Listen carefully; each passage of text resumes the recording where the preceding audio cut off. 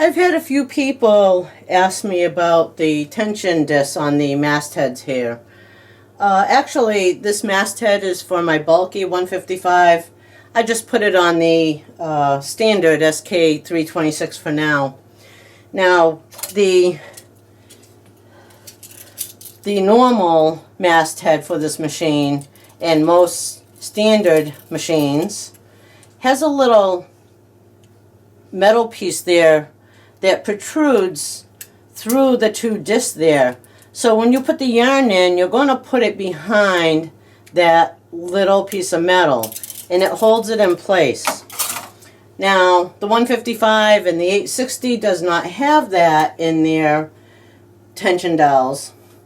Now here, where I have yarn that's made for this machine, actually it's doubled up to 24 yarn, I believe. But as you see, the wire is, well, I hope you can see it, the wire is bent here. I have it up on 7, so as I move my dial to a lower number, the wire goes up. So that means there's not enough tension in these discs. If I go down to 1, it really isn't. When I pull the yarn down from the back of the yarn mast through the yarn guide, you see it goes right back up. So let me put it back on 7. When I pull it down, it stays. So you want to try to get your tension disc at a comfortable place to where the wire comes down. Now, on the normal, the mast for this machine, and these wires always intertwine with each other, but as I thread it, it's a little different. It sticks out further, as you could see.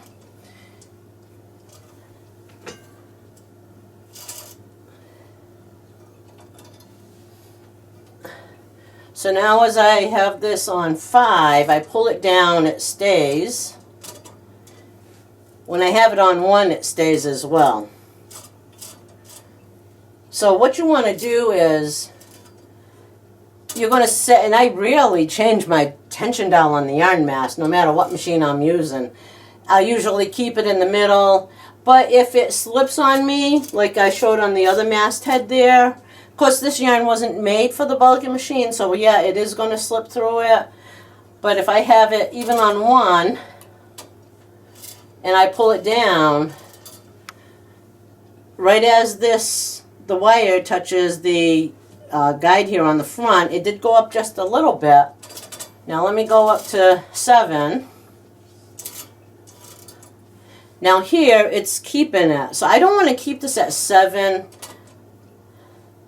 I'm going to try 4.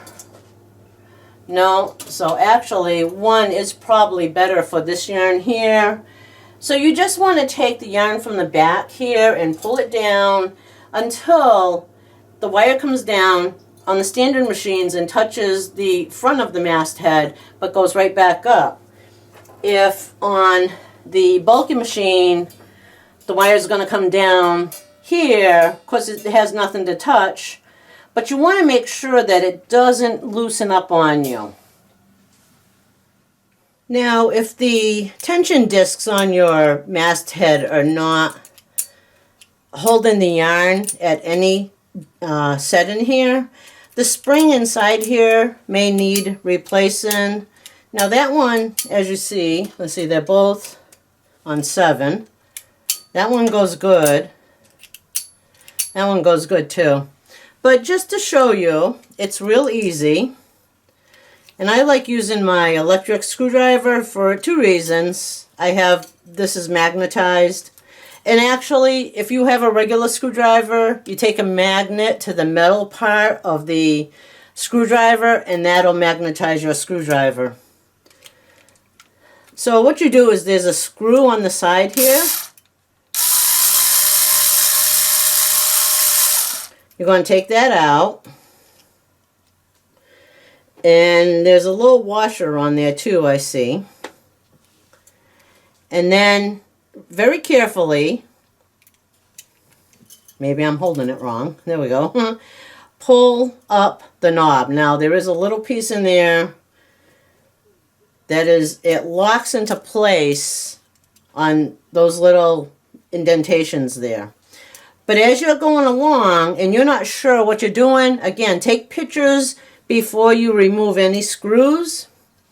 And then here we have one of these little clips, and I probably should have brought a flathead screwdriver. And let me put those out of the way. So I'm taking my little flathead screwdriver to the little hole, and I'm pulling that C-clip off. And you want to be careful because sometimes those can go flying. And then you have this metal piece. Now remember how it went on. And then you have the spring. Now, you want to, if you're going to get a new spring for this, you may not have to get the original equipment. As long as you can get one that fits over this post, is about the same roundness, and oh, I see lint in there. That could cause problems.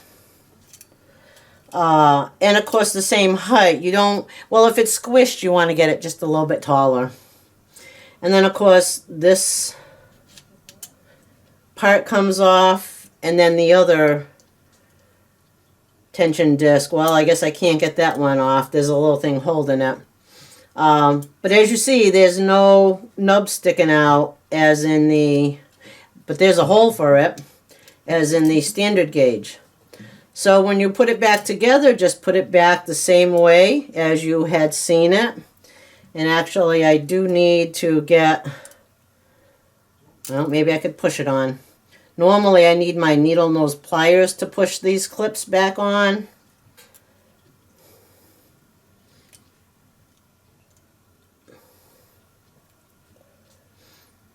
So after I get this clip on, and I'll have to get my needle nose pliers, then I'm going to put the dial back on, and this other piece, make sure that the little, there's two little bumps on the bottom, that goes on, and it only goes on one way.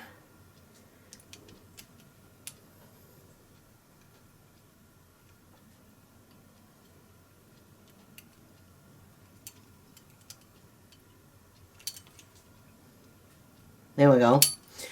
And then the screw. And you're all set. You may want to check the other side to see if there's any lint in that spring as well. But I hope that if you have this problem with your mast heads, that you could take apart this item and clean it up yourself or even repair it yourself.